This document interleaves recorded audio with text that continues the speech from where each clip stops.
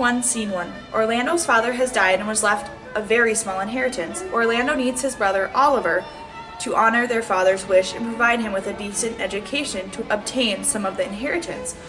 Oliver disobeys this request, and Orlando tells his old advisor, Adam, that he will no longer live as a servant to Oliver. The two brothers fight. A young wrestler, Charles, comes to tell everybody that Duke Sr. has been usurped by his younger brother, Duke Frederick, and has fled to the forest of Arden. Rosalind, Duke Sr.'s daughter, is not banished. Rosalind and Duke Frederick's daughter, Celia, are very good friends. They love each other. Rumors of Orlando discussing himself as a wrestler so that he can wrestle Charles to kill him. Orlando, I hear your brother's first. He must be on his way. Jackaroo, why in all of Texas do you hate me? I'm rootin' tootin' don't. Well, yes you do. You've been keeping the heart of the ranch from me. I ain't done you no wrong. Let's settle this with a shootout. You draw. No, you draw. Respect your elders. Do as I say. All I can draw is a stick figure. Fellas, quit being lassies. Pack up your boots and holster your guns. Get up out of here, y'all. Come on, Martha, let's go.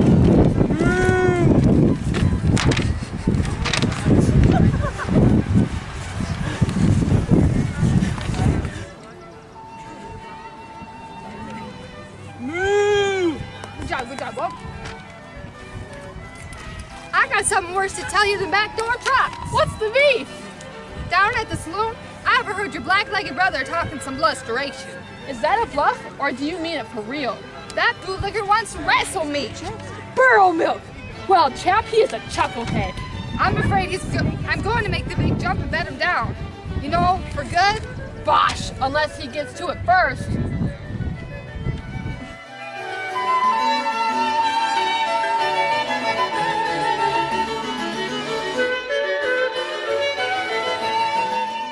Act 1, Scene 2.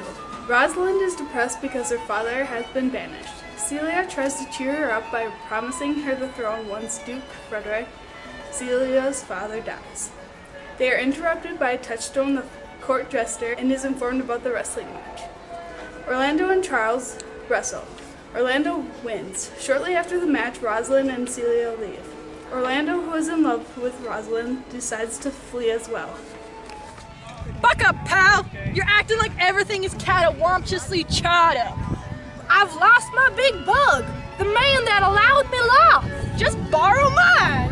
Why, buckaroo, that I may just have to do. Howdy, cattle cates. Celia, your pal's looking for you. Sakes alive! Okay. Oh, hey, did ya hear about the wrestling going down? Well, that Charles was done getting beat up to a pulp. Ribs broken and all. By who? That sonky old Orlando. Come on, sis. Let's watch like a good old western shoot 'em up. Yeah. You whoremonger, quit being a yellow belly and get to it.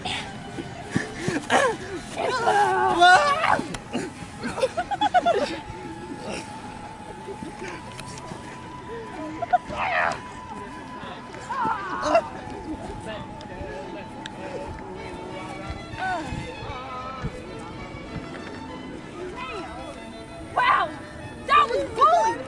Let's go say howdy.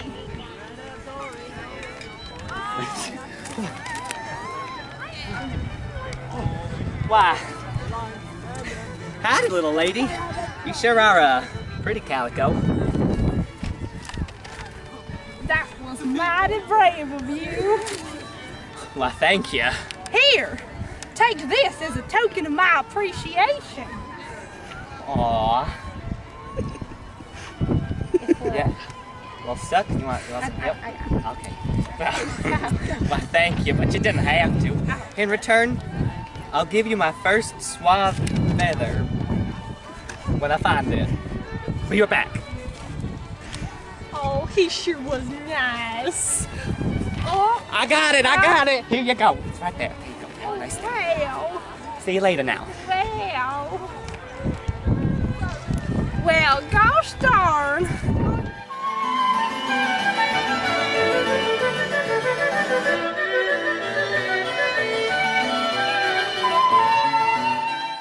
Act 1, Scene 3. Rosalind loves Orlando too. Duke Frederick demands Rosalind leave the court and says she's a traitor. Rosalind pleads for her innocence as she does not know what she did to offend the Duke. Duke Frederick says he's banishing her because she's her father's daughter. Celia goes with Rosalind. Since the journey will be dangerous for two young females, they travel in disguise. Celia renames herself as Alina and is a shepherdess. Rosalind, known as Ganymede, is a young man. They convince Touchstone to join them on their journey. Orlando, he is the corn to my cob. He is cuter than a pumpkin on a tractor hitch or something. Oh, when I see him, I just want to say yee-haw all day long, you know.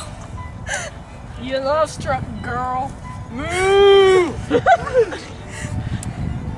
Rosalind? Oh, yes, sir?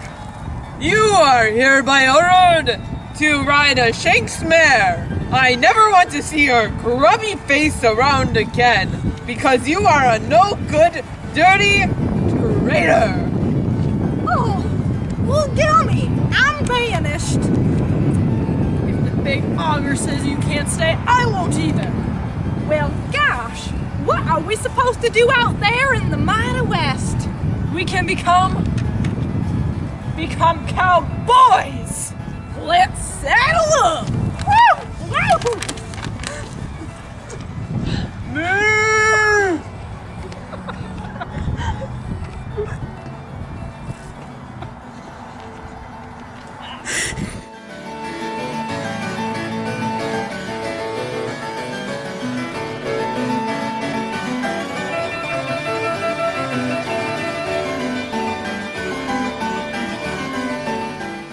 Act 2, Scene 1.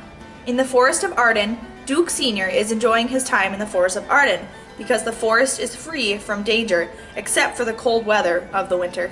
Now, my teammates and players in exile, hasn't experience made this athletic life sweeter than a life of glittery shoes and shopping? Aren't these fields less perilous than the court with all its fresh air and nature? Out here, we feel the changing of the seasons, but we're not bothered by it. When the icy fangs of the brutal, scolding wind bite and blow on my body, even though I'm shivering with cold, I can appreciate the weather's honesty. I smile and think, thank goodness the wind doesn't bother my talents. In baseball, it's like a pitcher who makes me strike out and shows me what I'm really made of. Playing as a team can have its benefits, like enjoying a rude, obnoxious ump that wears his head unbelievably high in this life, far away from the civilized world. We can hear the chanting of the bench warmers, read the signs from the third base coach, and discover the good in every single thing. I wouldn't change this roster for anything. You're lucky, my lord, to be able to see the people who bat before you hit the ball. For instance, center field, even in the 7th inning. Come, shall we strike out the next 3? It bothers me, though, that these poor little innocent fellows, who after all are trying their hardest, should be set down so abruptly. Boyd, our right fielder Jakes grieves over these blowout wins. He swears that when you win by over 10, you're more mean than your coach was for making you continue to play hard. After the game, our catcher, Amiens, and I followed Jakes. We saw him laying down and grieving on the bus. The small ninth batter, who had been the last out of the game, came to rest there, where he heaved such heavy groans that the effort of their team put in meant nothing. Looking at her scoreboard, big round tears ran piteously down the boy's innocent nose. The little fool watched how his cries added to Jake's despair. I believe he's weakening the team. And what did Jakes say? After all, Jakes was the one who caught the last hop up from the lad.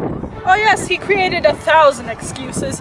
First he spoke of how he had no other choice but to catch it. Poor guy, he said. You're just like everyone else. You just want to play well and win. Then, about the boys being alone, abandoned by his saddened companions. It's appropriate, he said, that a sorrowful player should excuse itself from the team. Just then, the rest of the opposing team, having just loaded all their equipment on the bus, calling out to their missing teammate. Sure, said Jakes. Don't try and look for him. Call out like you're calling in a dog. In this way, he most insightfully pierced to the heart of the team, and even our times out there in the field, swearing that we are mere usurpers and tyrants, frightening and beating teams like it was our favorite pastime. And did you leave him like this? We did, my lord, weeping and carrying on about the mediocre team and its players. Take me to him. I'd love to converse with him when he's having one of these fits, because then he always has a lot to say. I'll bring you to him right away.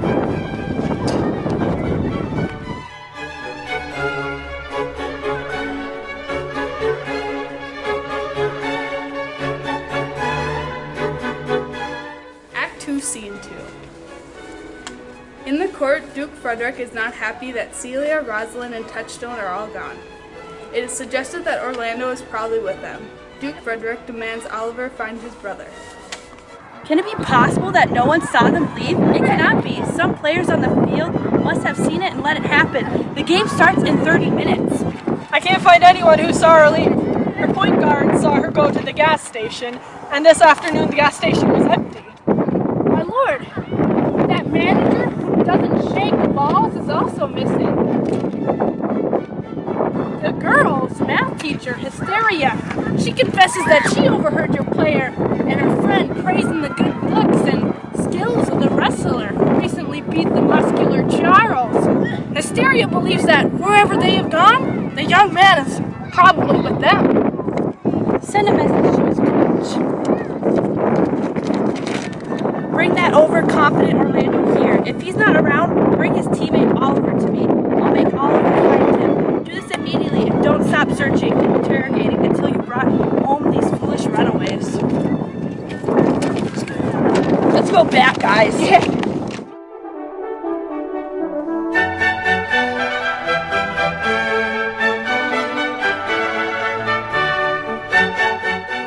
Act 2, Scene 3. Orlando returns home where Adam, his servant, greets him. They discuss Orlando's victory over Charles. Adam informs Orlando that Oliver plans to burn his house down in hopes that he will kill Orlando. Adam suggests they leave this place. Who's there? Hello, my best batter. What are you doing here? Why are you so strong and brave? Why would you have to be Duke's favorite wrestler like that? Why? What's wrong with that? You're very unlucky. Your brother is upset with you because you're winning last night. I've been told he's planning on burning your house down tonight and he wants you in it. If his plan of murder fails, he will try other ways. You need to leave. It isn't safe for you here. Where am I supposed to go? Anywhere but Am I supposed to go around begging for food? Am I supposed to become a lowlife, hitch rides for travelers on the road? I won't live this way. Adam, you have to understand. I'd rather face my own brother and become that type of person. No, we're not staying here. I have money for you. I was going to save it for retirement at the ballpark, but I want you to have it. Let me help you by becoming your servant. I know I'm an old retired player, but I'm still strong and healthy. Let me go with you. You're a great example of an old ball player. Come with me and we'll make a good investment with your money. I've never looked for fortune when I was young, so it's never too late to start as a retired player. It's worth a try.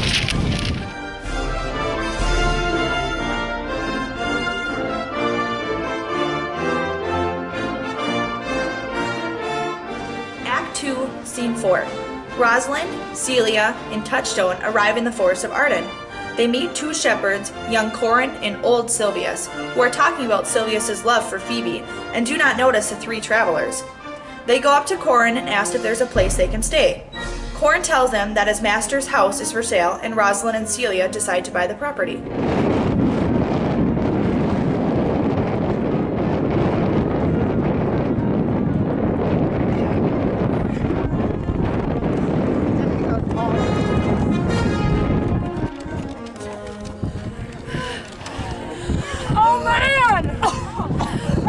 spirits are tired! It wouldn't care about my spirits if my legs were tired! Good thing I'm dressed like a man! Being dressed as a woman takes a lot of bravery and courage! Bear with me, guys! I can't go any further! Don't worry, I'll carry you, but you don't have anything to pay me with. Well, this is the Forest of Arden! The track of Arden! Being here makes me a huge fool. Oh well! You'll be fine, good Touchstone! Hey! Look who's coming! A young dude and an old man chatting it up! Hey! You are being a total jerk to her. I get that you're in love and all, but seriously, you must stop. Whatever, old man. You don't get it. Oh, Phoebe, Phoebe, I love her so! Poor guy! Reminds me of my own love pains. Yeah, me too. I once broke my leg on a hurdle. Boy, oh boy, I spent hours wooing her. Love is foolish. Geez, all this love talk is making me hungry. Go find the man at the concession stand. Oh, Callisto. Hey, dude. Shut up, fool. He's not the concession stand guy. Who's calling? Us. Good afternoon.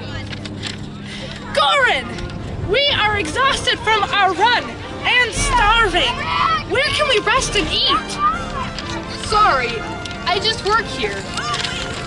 I don't know much, but I do know the man that owns this track has a nicey grass knoll in which I think you should be able to rest. The young dude that was just here expressed interest in buying the grassy knoll, but if you'd be interested, I'd be willing to buy it for you and you pay me back. We have a deal. Sold! Let's go look at it.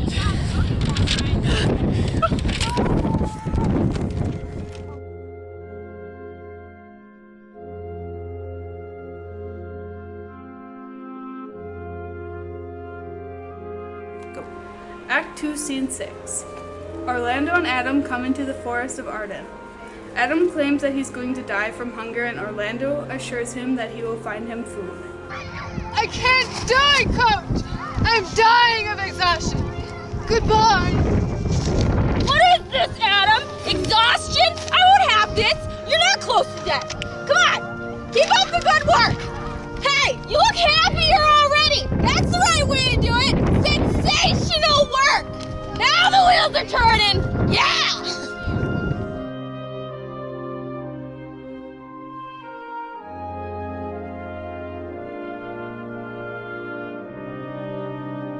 Act 2, Scene 7. Duke Sr. returns to camp and realizes Jakes has disappeared.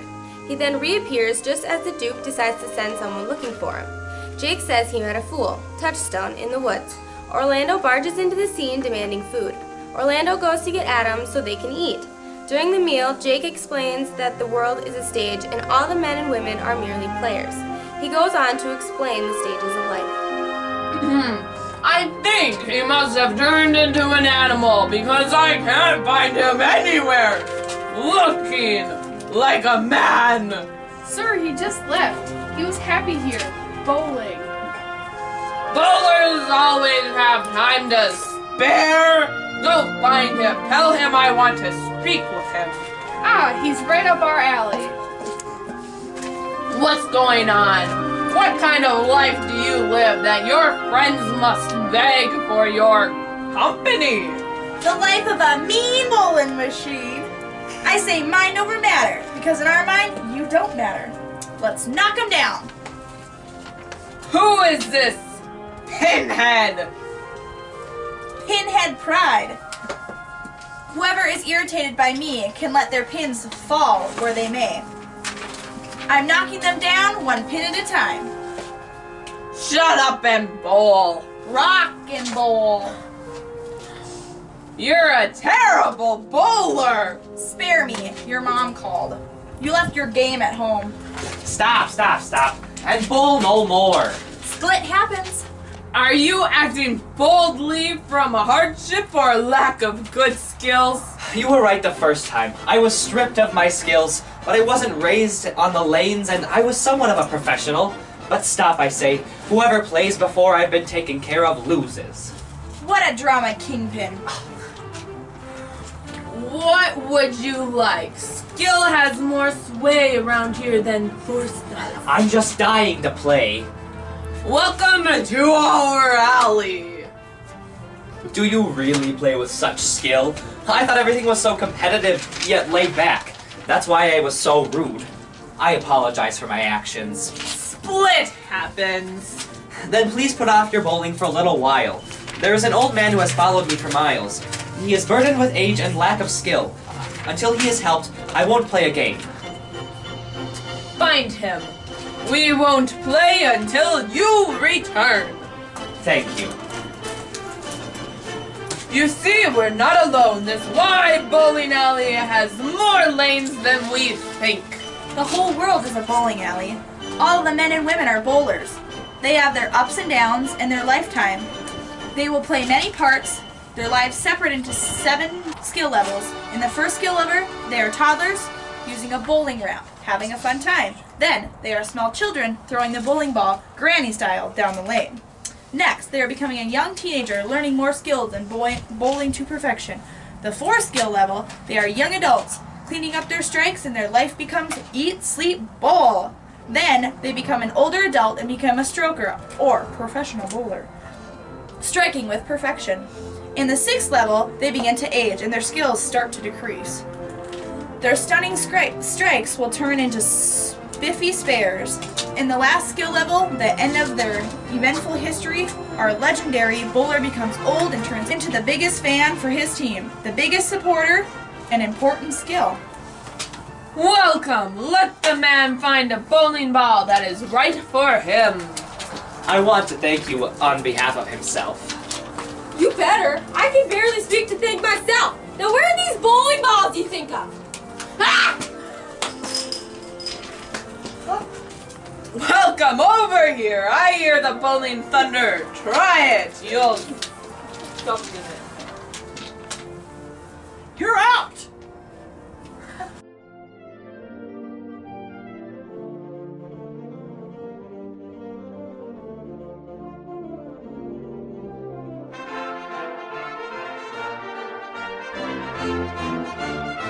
Act 3, Scene 1. Oliver reports to Duke Frederick that he can't find Orlando.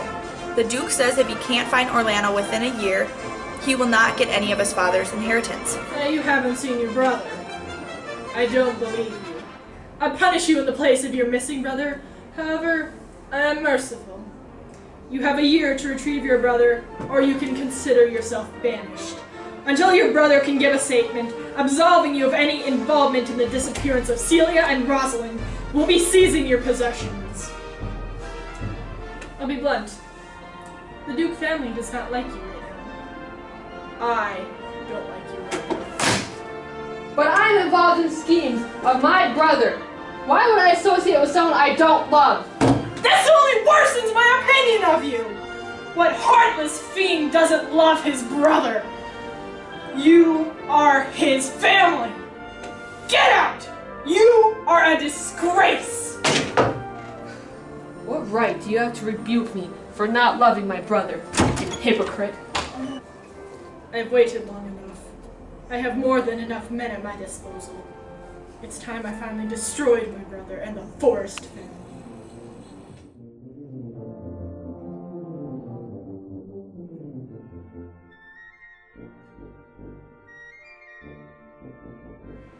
Act 3, Scene 2. Orlando runs through the forest of Arden mad with love. He hangs love poems on trees hoping that someone will read them and lead him to Rosalind. Corin and Touchstone but don't pay attention to Orlando. Rosalind enters disguised as Ganymede and reads one of Orlando's poems. Touchstone makes fun of it. Celia enters and reads one of Orlando's poems. Celia and Rosalind agree that poems are very poorly written. Rosalind starts to ask dozens of questions about Orlando. Orlando and Jakes enter. Rosalind and Celia hide and eavesdrop on their conversation. Rosalind, dressed as Ganymede, confronts Orlando. She promises to help Orlando if he woos Ganymede and pretends Ganymede is Rosalind. Rosalind as Ganymede will make love unappealing by acting like a fickle lover. Orlando agrees.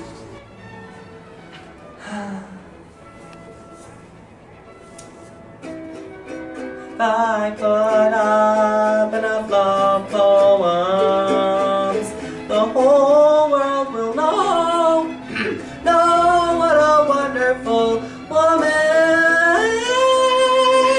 she is.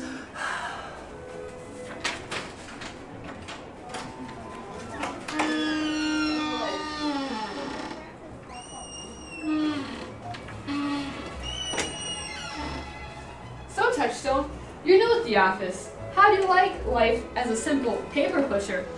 I'll be wise and say only a few words to convey my opinion. It is a good life and that is simple. However, when compared to a life among the upper echelons in a corporation, it is horrid and monstrous.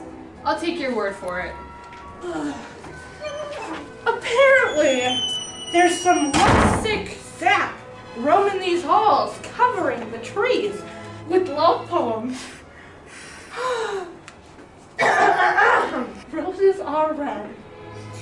Such beauty to find, but not as beautiful as Rosalind. Lined. That was horrible. I could do better.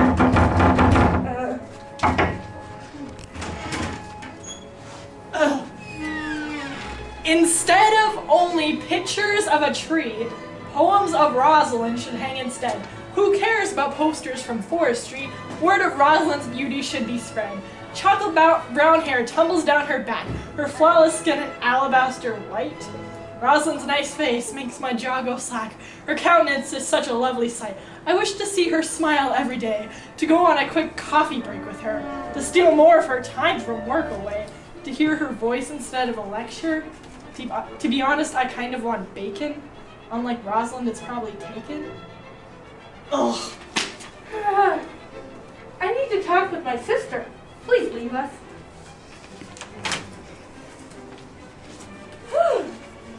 Have you read these poems? Yes, and some of them were quite long. He's such a sap. He must be insane to write a sonnet. You know who it is? Tell me! It's the guy you gave your necklace to. Orlando? Orlando? Orlando. But I'm dressed like a man! What do I do? How did he look? Where was he? Why is he here? Did he ask for me? When will I see him again?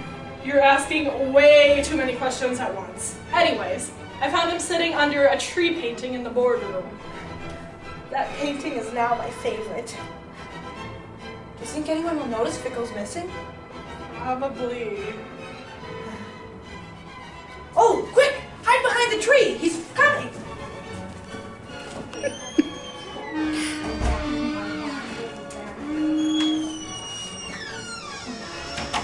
Orlando, you really need to stop covering the posters with your terrible poetry. Well, I'm sorry. If you don't like them, don't read them. So you say her name's Rosalind? Yes. Isn't it such a beautiful name? Her name is horrendous. Who cares what you think? She's amazing. Oh dear God of the water cooler, you're in love. If I was looking for an idiot, I would have found him. We already have a fool, but you can only see him if you look in the mirror, Jakes. Idiot in love, you make me sick. May the God of the water cooler have mercy on your soul. And adieu to you. Watch this! Sup, dude? Dude! Sup, dude? You hear me? What do you want? What time is it? There's a clock on the wall. And I don't think I've ever seen you before. Which department do you work for? Oh, I work in the Forestry and Environmental Regulations Department with my sister. Oh, great. More tree huggers. Well, at least I'm not an emotional woman. Troublesome, a lot of them. And why are women so horrid? I won't say, but if I ever find a lovesick fool covering my department's posters with his trashy poems, I'd be sure to give him some advice. I'm him. Sure. I am. Not even those poems can even come close to describing how much I love Rosalind. Love is just a form of insanity. It is this insanity that drives you to write rhymes, sonnets, or even iambic pentameter. However, this insanity can be cured. There's a cure to love? Oh yeah! You have to act like Rosalind. Like I'm Rosalind. You have to woo me. In the meantime, I'll act like a woman. And, bipolar, unpredictable. You'll be cured in no time. Soon you'll hate Rosalind. Or females in general. Or humanity. Whichever comes first. Sounds cool. I'll come by your office first thing tomorrow morning. Well, break's over. Coming, Aliena?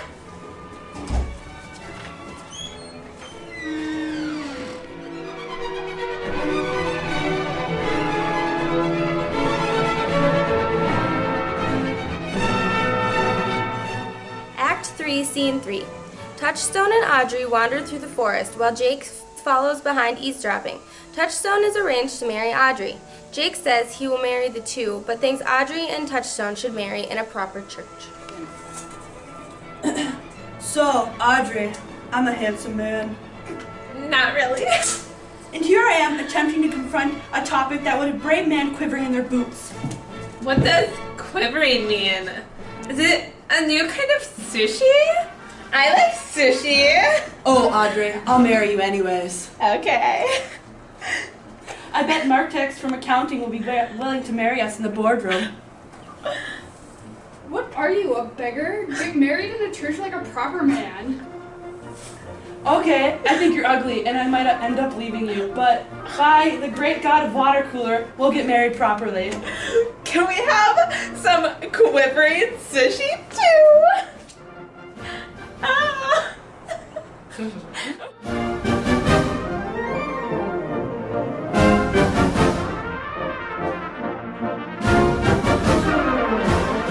Act 3, Scene 4.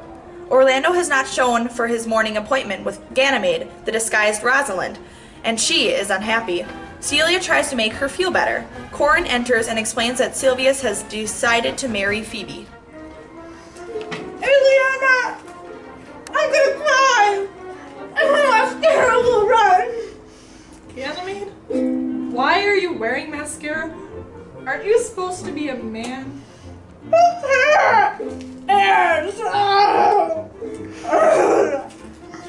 Orlando is a liar! It's morning! And he hasn't even come yet! He's a total liar.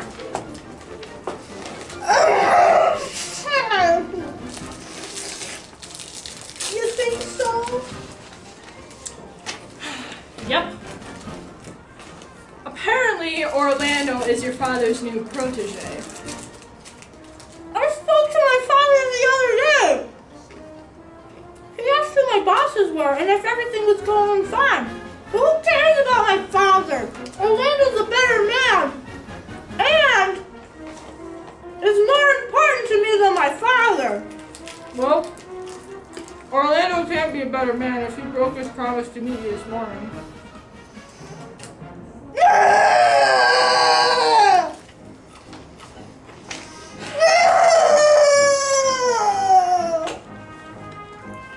Remember that guy from finance? Silvius? Well, apparently Silvius is trying to get Phoebe from HR to go on a date with him again. If it's going to be a repeat of the incident from last month, this will be sure to be entertaining. Lead on, good sir.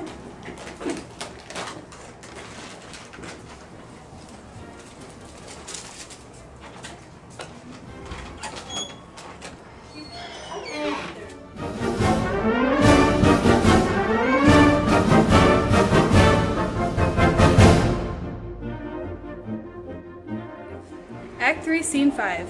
Sylvius confesses love for Phoebe, but she's not interested and is very rude to Sylvius.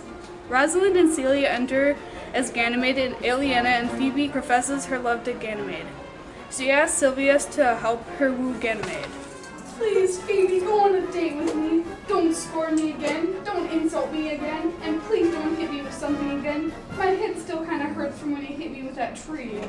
Oh, that tree hurt your head? Do you need a band-aid for that?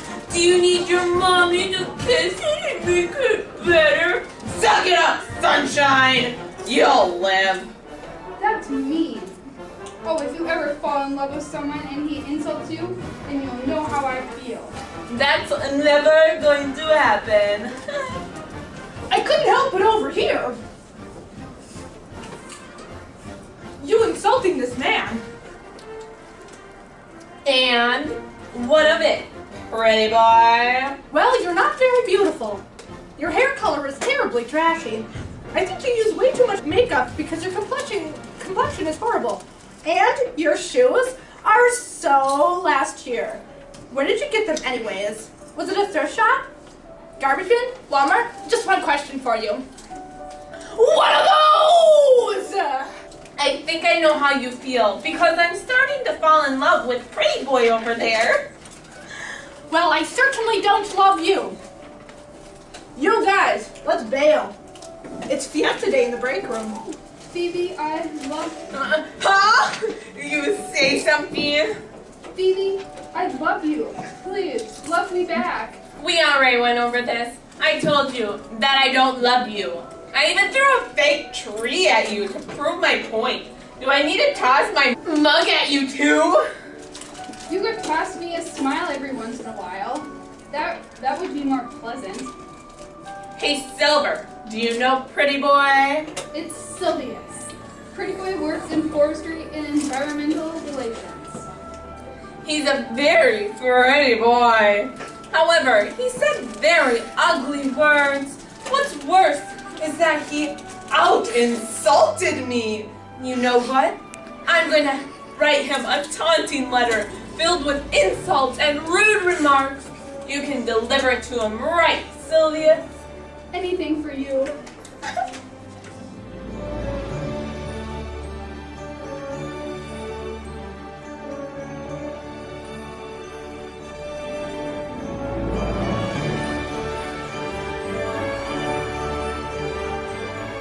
Act 4, Scene 1. Jakes approves Rosalind's disguised as Ganymede and wants to become friends. They talk and Jakes leaves. Orlando arrives later for his lesson in love with Ganymede. Rosalind, as Ganymede, criticizes Orlando's love and tries to help him. She later urges Celia to marry them. Orlando leaves to have dinner with Duke Sr. but promises to return in 2 hours. After he leaves, Celia is mad at Rosalind for portraying the female sex in such a negative light. Rosalind discusses her extreme love for Orlando. Well, hello there. Oh, you look sad. What's wrong, sweetie? Sad makes me happy. People who are happy are sad. Or sad are worse than drunk people, don't you know? Being all by my lonesome is just easier. Oh, tough tomatoes. You might as well be a cornstalk then. I'm not sad because I'm smart. Or because I like artsy-fartsy stuff. I'm sad because I travel and stuff. Don't you know? That makes me think lots of thoughts. Oh, you move around too much, honey. It's about time you get settled down and make something out of yourself, don't you know? Ah, but I have lots of experience, don't you know? Oh, you've been doing too much. I think it's time for you to be a homebody. To cheer you up, don't you know? Oh, hello, don't you know? How you doing, everybody?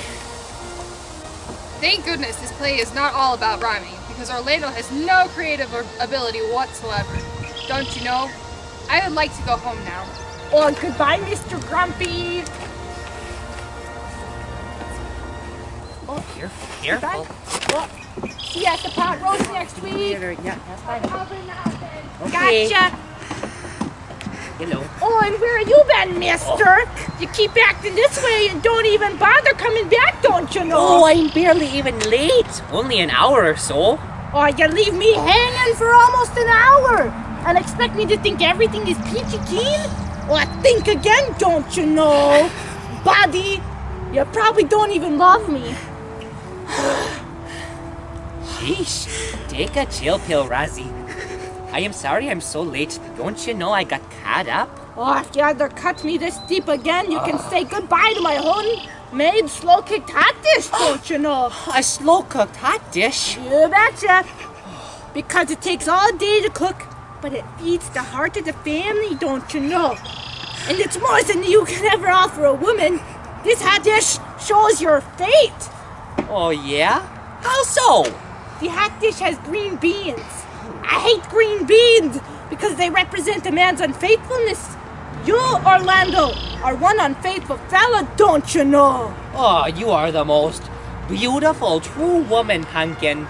No man could be unfaithful to you, Rosalind.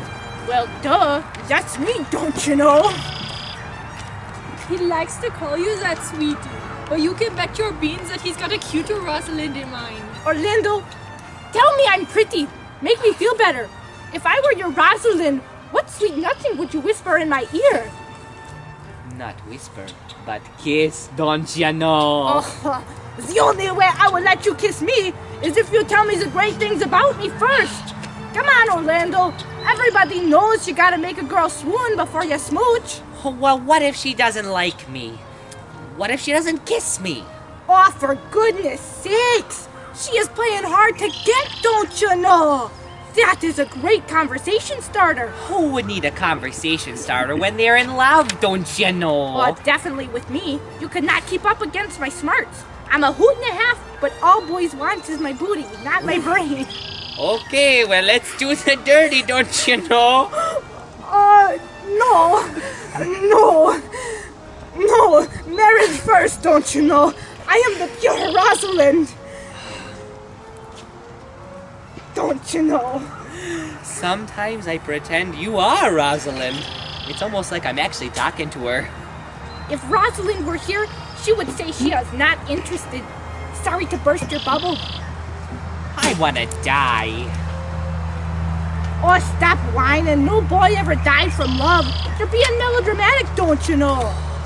Boys do not care enough to die of love. If Rosalind said something like that to me, I would hate myself forever and die right there. Okay, sensitive Sally. Put on the big boy tighty-whities. A nasty look would not kill you, so get over it. Let's practice.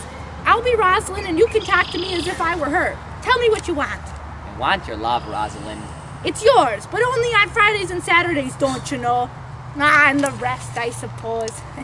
Marry me? Oh, yeah, of course. Just like 20 others. What? Are you a good guy or not? Gee, I think so.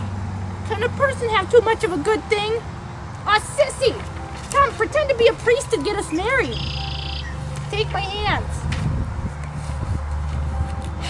Oh, won't you marry us? Guys, I'm not even a priest. I can't do that. Or just say, do you, Orlando?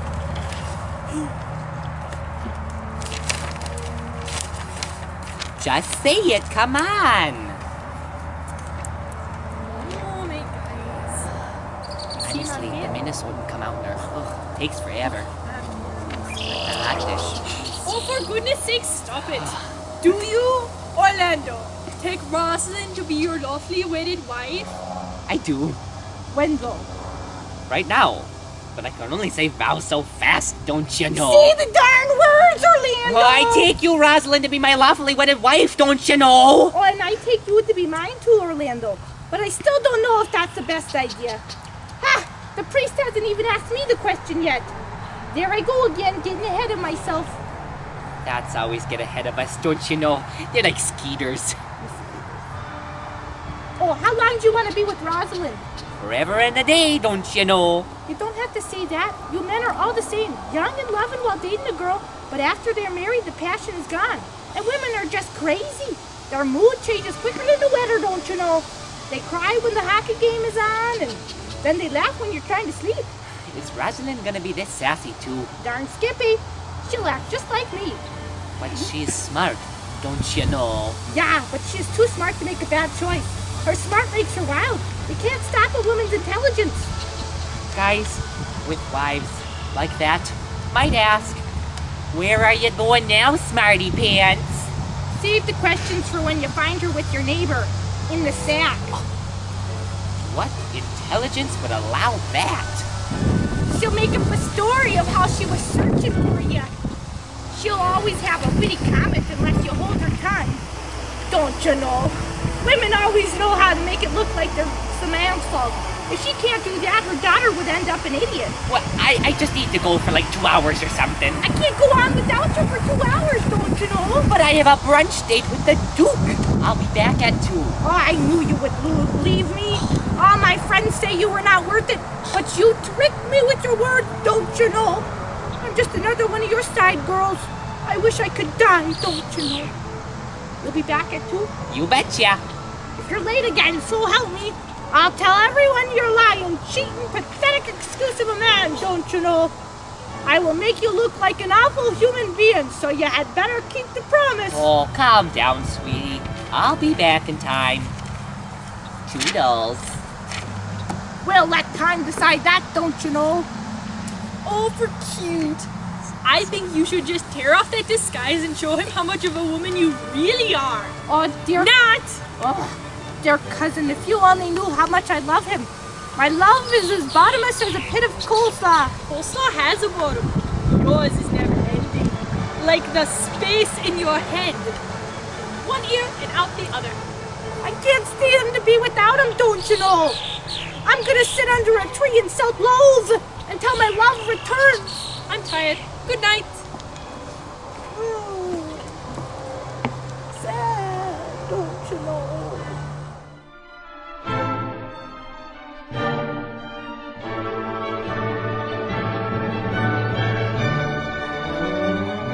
Act 4, Scene 3. Rosalind and Celia, both in disguise, discuss Orlando's tardiness. Sylvius comes to deliver a letter from Phoebe and Rosalind as Ganymede. The letter is very rude. She tells Sylvius to go back to Phoebe and say that Ganymede will never love Phoebe unless Phoebe loves Ganymede. Sylvius leaves and Oliver enters, asking for directions to Ganymede and Alenia's cottage, then realizes he is speaking to them. Okay, go.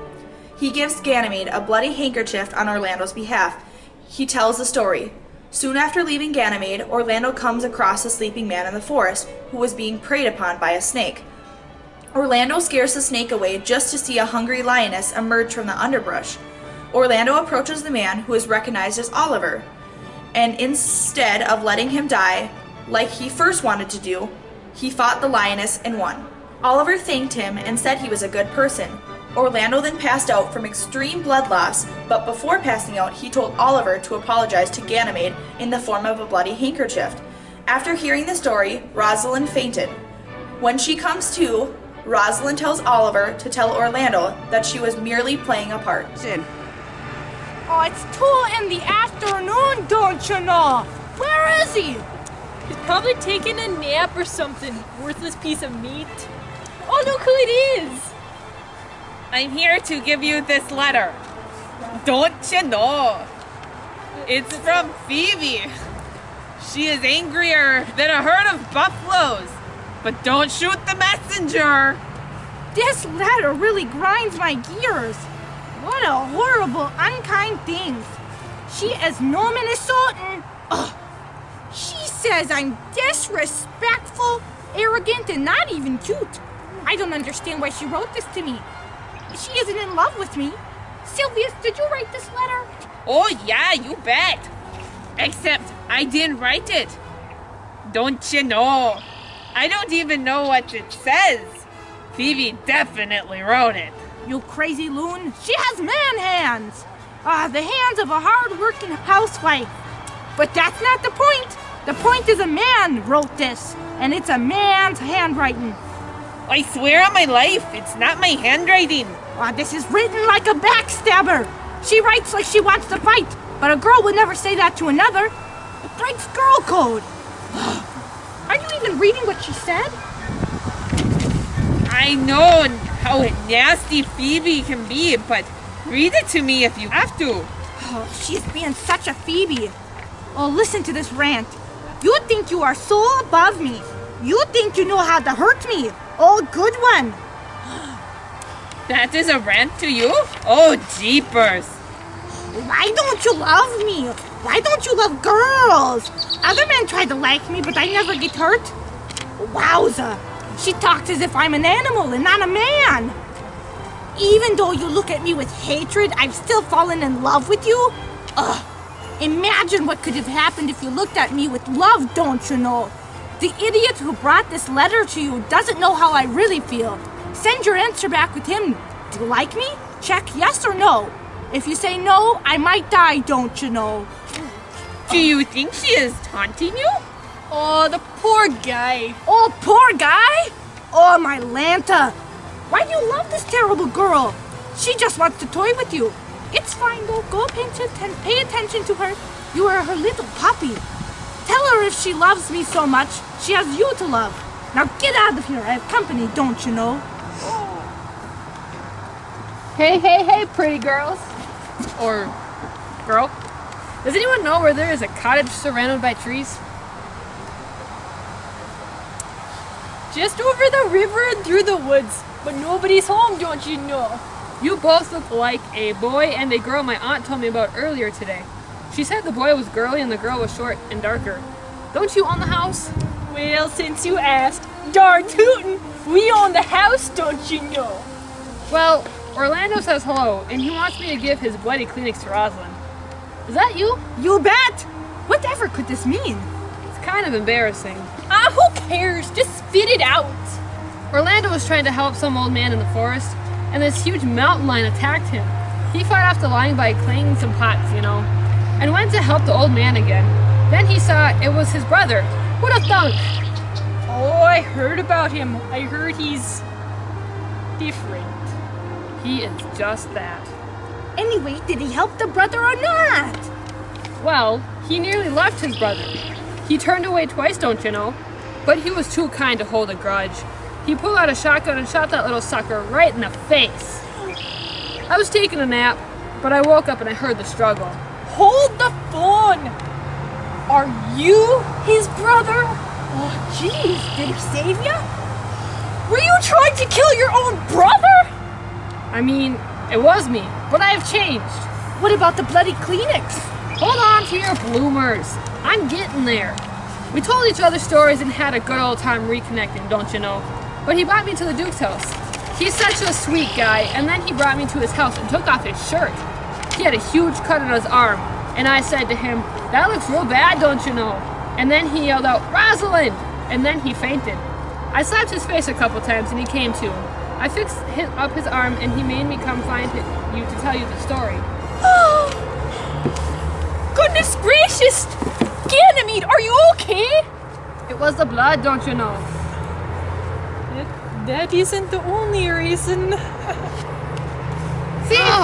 He's fine. He's waking up now. Oh no, I need to go home. Okay, we'll go there right now. Help me out, Oliver. Suck it up, Buttercup. If you're a man, you need to act like it. Don't you know? Pick yourself up. Oh, was it just a joke? Don't get so bent out of shape. Just a joke, huh? Then why are your cheeks so red? Please believe me, I'm just that good of an actor, don't you know? Then at least try to act like a man, don't you know? I will, but I think I should have been just born a girl. You look a bit peaky.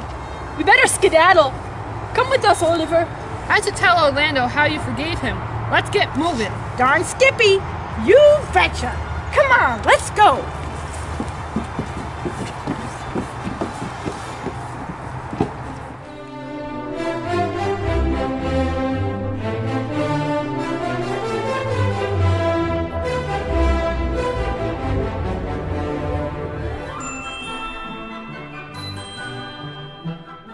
Act 5, Scene 2. Oliver has fallen in love with Aliena. Oliver says he will turn over his entire father's estate to Orlando when he is married to Aliena. Orlando agrees and orders the wedding for the following day. Orlando says he is sad about Rosalind even though he's happy for Oliver. Sylvius and Phoebe enter and all the lovers take turns professing their love. They all agree to meet at Oliver's wedding.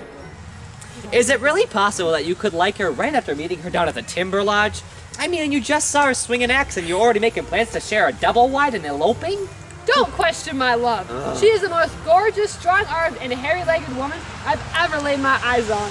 She may not own a fancy axe, but we may not have spent all of our chopping years together. But she will always be the birch to my tree.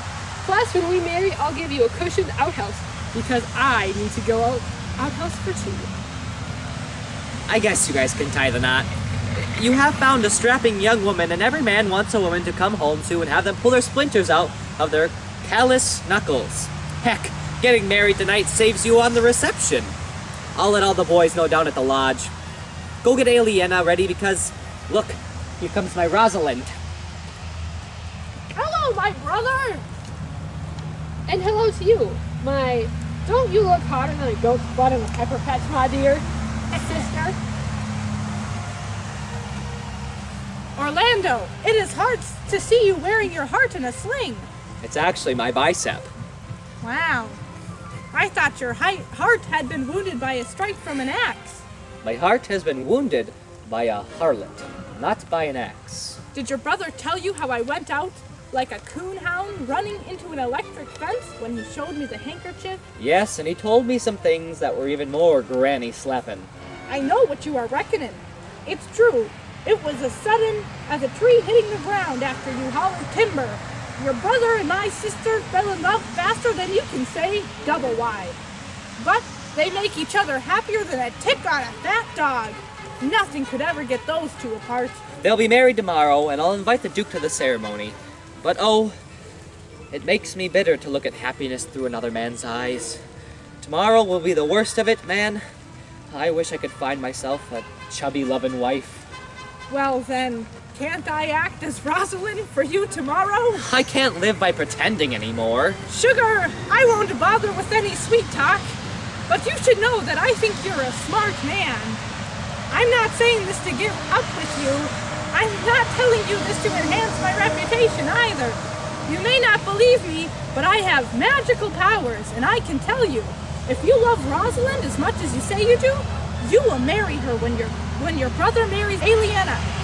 I know where she is, and if you don't mind, I'll send her before you tomorrow, whole and unharmed. Well, I'll be a monkey's uncle. Are you serious? I swear on my Gram's life, and nobody should ever swear on their sweet old granny. So be ready, gosh darn it, because if you want to be married tomorrow, darn tootin' you will be. Look, here comes someone who loves me, along with someone who loves her. Young man, it was very rude of you to show him the letter I wrote you. I don't give two hoots. I'm rough talking on you on purpose. A good-looking axe-swinging man is kissing the ground you walk on. Why don't you give him the time of day? He's wild for you. Sylvius, tell this half-grown boy what it means to be in love. It means that you care for them, even if they can't carry a tune in a bucket, like I do for Phoebe. And like I do for Ganymede. And like I do for Rosalind. I am lucky that I don't deal with that problem. It means sharing a bed with them, even if their feet stink, just like I am willing to do for Phoebe. And like I'm willing to do for Ganymede. And like I am willing to do for Rosalind. I am not willing to do that. No way, Jose. Since you know all this is true, why do you blame me for loving you? And why do you blame me for loving you? And why do you blame me for loving you? Who are you talking to? I'm saying it to the girl who isn't here and doesn't hear me.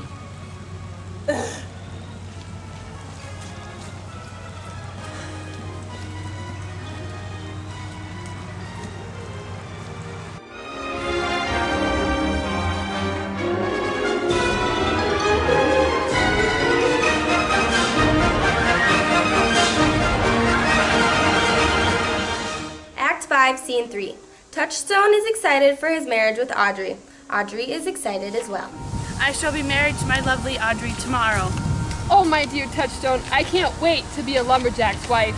I think I'll sing about my feelings. Leaping from my tree to tree with my best girl by my side. The pine, the giant redwood tree, the sequoia. I cut down trees, I eat my lunch. Well, sing, sing, oh my lumberjack, and I'm okay. I sleep all night and I work all day. That was awful. But I still love you, my handsome lumberjack.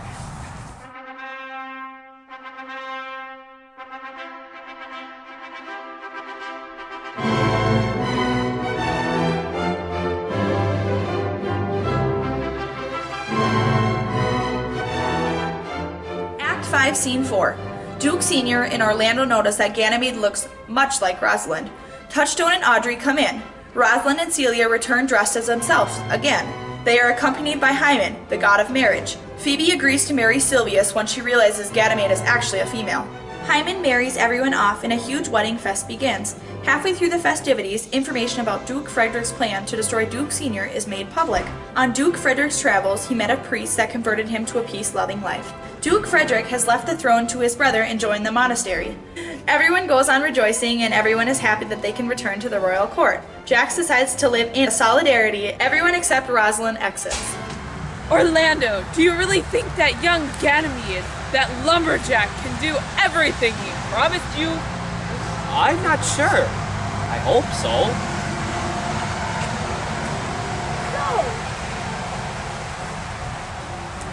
If I drag Orlando here, you'll give him to Rosalind to marry. And you promise to marry her? You can bet my axe I will. And you, darling, promise to marry me? And if you decide not to marry me, you'll marry Silvius instead? Oh, Ganymede, yes, that is the deal. You cool with that? Of course. I promise to make everything right. Duke Sr., now you know the plan. That little hootenanny reminds me of my darling daughter, Rosalind. Funny. At first I thought Ganymede was Rosalind's brother. Oh, well, look who it is. Touchstone and Audrey. Greetings, my lord. I am from the forest of Arden. I've done many things out there. I've danced, flattered the lady, cut down many trees, the whole shebang. Good sir, I have come here to be married. Here I am, giving myself to you both. For now, I am yours. Rosalind? You are Rosalind? I know my own daughter. Rosalind? Oh, Rosalind, my love. Woo. What just happened? I gotta go cut some logs. Wait!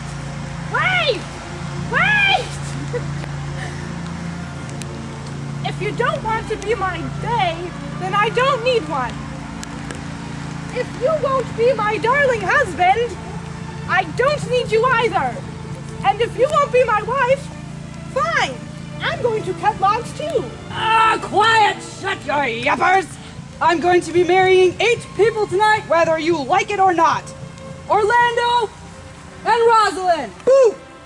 Married. Oliver and Celia. And Mary. Woo! Phoebe. Phoebe, you get to marry Silvius, unless, of course, you want to marry a woman, because Ganymede is actually Rosalind, apparently. So now I pronounce you married to Silvius. Touchstone and Audrey, I bind you together as logs are bound together to be shipped. Woo! Paper making plants. Greetings, all lumberjacks. I have news. A bunch of stuff happened, and now Duke Frederick is going to give the throne to his banished brother. Duke Sr. and Duke Frederick will be moving into the monastery, and everything else will go back to normal. I'm not lying. Let's celebrate!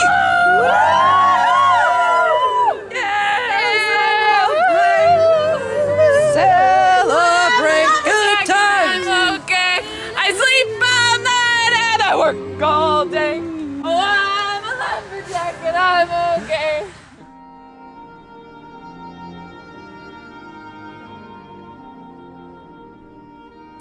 Well, I realize how odd it is for a female to deliver the epilogue. Really, a good play should not need an epilogue. But, still, here I am. If you ask me, epilogues only improve a play. With that said, I don't really think we have a good epilogue, and I'm not entirely sure that this was a good play. So I guess I'll just bewitch all of you. Women, you shall like as much of this play as you feel like. Men, this play will act as a nice something for you to share with your ladies. And to all who are watching this rendition of William Shakespeare's As You Like It, we hope you enjoyed it, And we sure had fun being creative with Shakespeare's words. Please give us a round of applause for all the hard work we've put into it.